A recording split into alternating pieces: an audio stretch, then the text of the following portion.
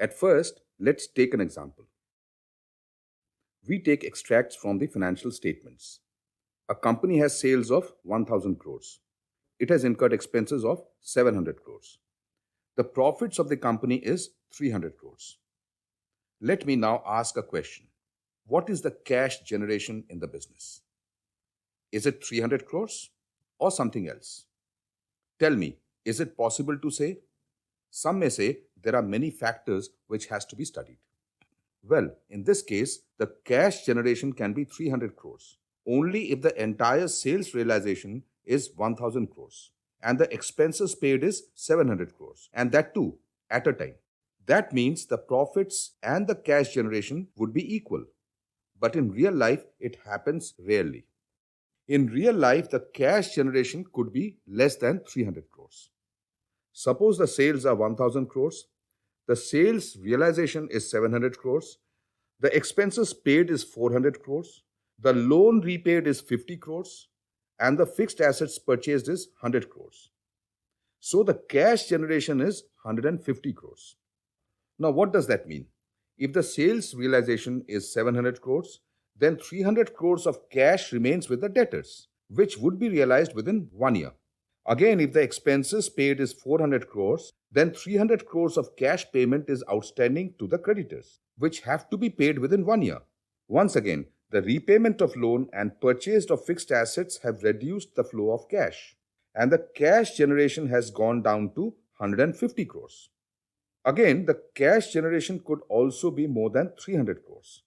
Suppose the sales are 1000 crores, the sales realization is 900 crores, the expenses paid is 400 crores, the shares issued is 200 crores, and the sale of fixed assets is 100 crores. Therefore, the cash generation is 800 crores. Here, sales realization of 900 crores means that 100 crores of cash still remains unpaid by the debtors. And since the expenses paid is 400 crores, 300 crores of cash remains to be paid to the creditors. Again, due to issue of shares and sale of fixed assets, additional cash of 300 crores has come into the business. As a result, the cash generation shoots up to 800 crores. Now, what do we infer by these two examples? The profits and the cash generation are different. We cannot say that the profits are equal to cash in the business. They are different. A cash rich company has a competitive edge over its rivals. Investors always prefer a cash rich company than a cash deficit company, although it may book good profits. Number two, cash generation in the business depends on the effect of debtors and the creditors, which are part of the working capital. A good working capital management helps to avoid cash problems and also prevent great financial risk. A well executed working capital plan helps to achieve high liquidity, high rate of return on capital, increase profitability, and value appreciation. Number three, cash generation also depends on the changes in the share capital, long term debts, the fixed assets, and the investments. It shows the role of the promoters in the management of its liquidity management. The question is, can we know the details of cash flows and the working capital flows simply by reading the financial statements? That is, the balance sheet and the income statement. Are they sufficient? The answer is simply no. The reason is the balance sheet and the income statement are based on accrual basis of accounting and rely on historical data. They are in fact static pieces of information. They do not tell us anything about the journey and behavior of the various items during the year. Moreover, it does not reveal the connection between them. As a result, it becomes very difficult to predict the future and take meaningful decisions. You see, the balance sheet only gives us the position of the assets and the liabilities on a specific date. That means what amount we own and what amount we are needed to pay. And the income statement, comprising of trading and profit and loss account, only tells us the profit situation of what has happened in the past. Therefore, in order to know the exact behavior of cash and the working capital during the year, few other statements are prepared by extracting the data from both the financial statements. The cash flow statement basically focuses only on the impact of cash on the performance of a company during the year.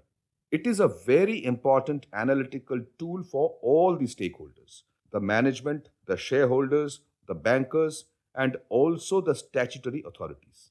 It is drawn up as per the accounting standards AS3.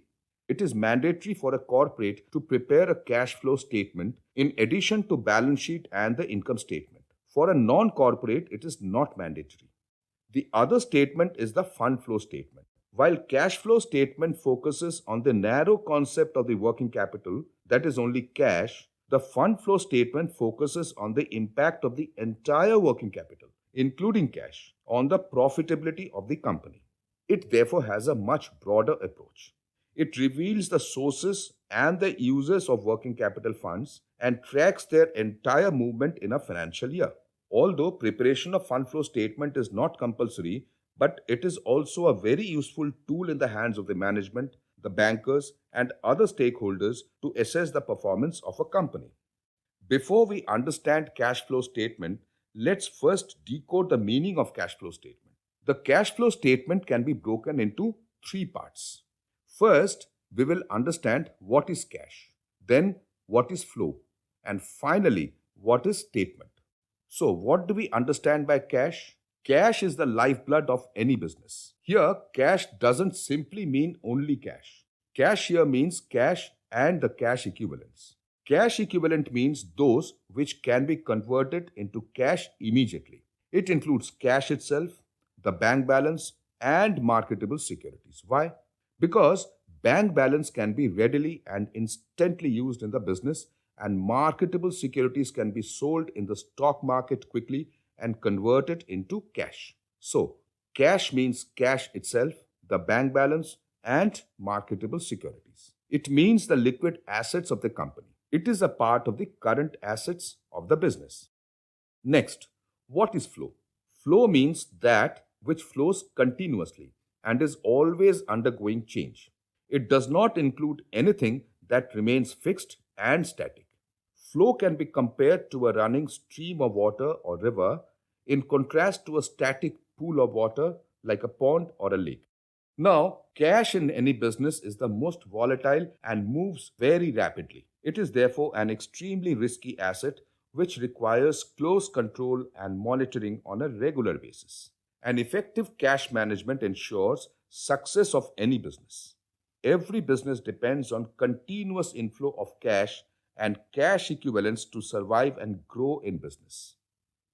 Finally, let's understand what is statement.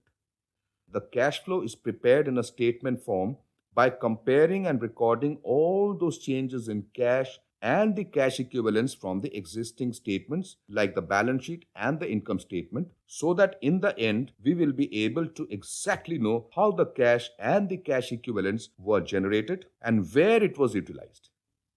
Let's now understand what are these cash flows. The cash flows are of two types. One is cash inflow, which has a positive impact on the cash position, and the other is cash outflow, which has a negative impact on the cash position.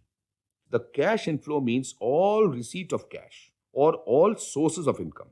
For example, sale proceeds of goods and services, receipt from debtors, interest income from investments, dividend income from shares. The cash outflow means all payment of cash due to expenses that are incurred. For example, payment for purchase of raw materials, payment for wages, operating expenses, interest, taxes, and so on. Payment for purchase of fixed assets, payment for services, and repayment of loans.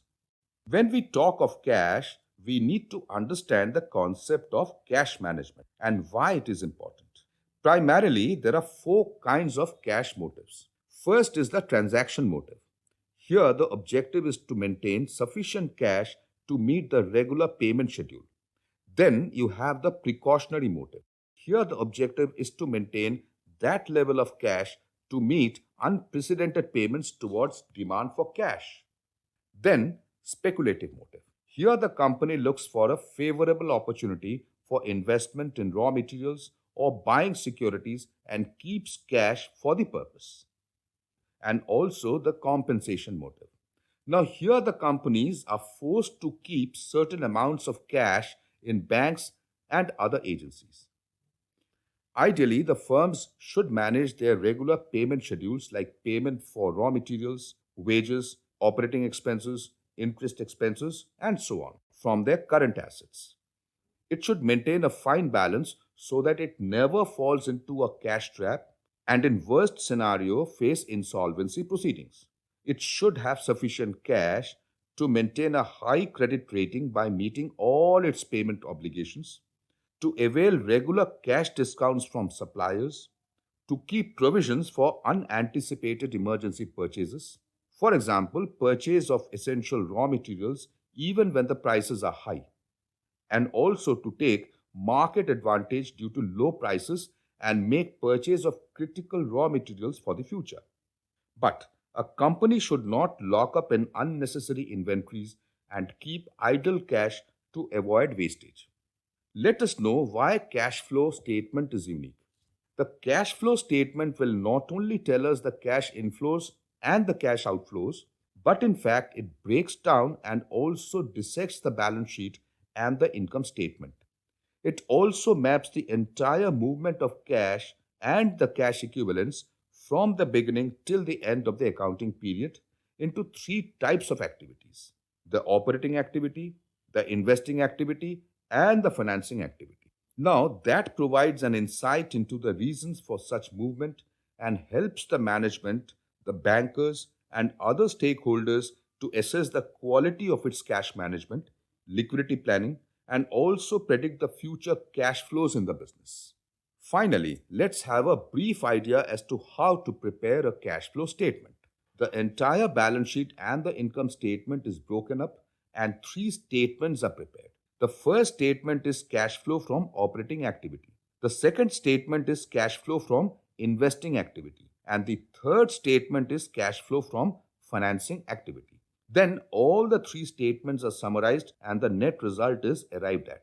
And finally, the net cash flow is cross checked from the balance sheet figures. Okay.